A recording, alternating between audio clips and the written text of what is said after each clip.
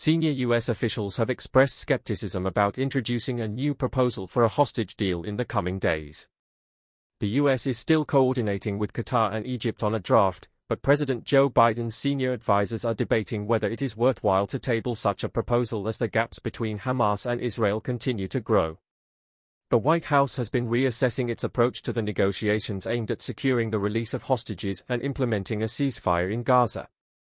Some of Biden's senior advisors are questioning the effectiveness of presenting a new mediation proposal, as the differences between Hamas and Israel seem to be widening, according to senior American officials. Why it matters: President Biden has been personally involved in the hostage negotiations and wants to push for an agreement. However, there are concerns in the White House that any new proposal presented now could be dismissed immediately. While Secretary of State Antony Blinken and CIA Director William Burns suggested a new proposal might be offered soon, other senior officials indicated this is not likely to happen in the immediate future.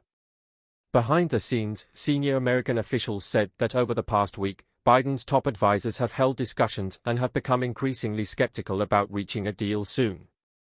The murder of 6 hostages, including American-Israeli Hosh Goldberg-Polin, and Hamas' new demand for the release of 100 additional Palestinian prisoners, have fueled pessimism within the White House.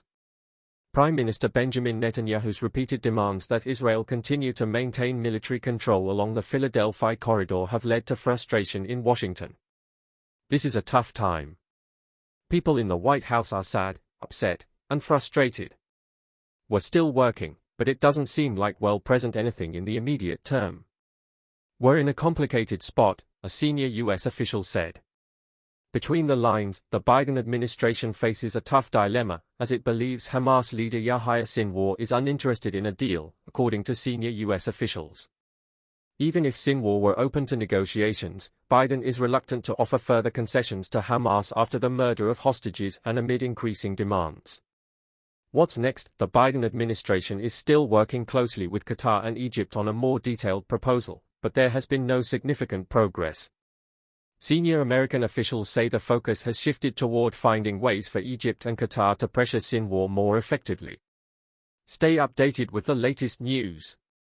Subscribe to the Jerusalem Post newsletter. Subscribe now. Israeli officials acknowledged their awareness of ongoing talks between the US, Egypt, and Qatar, but noted that no major developments have occurred in recent days.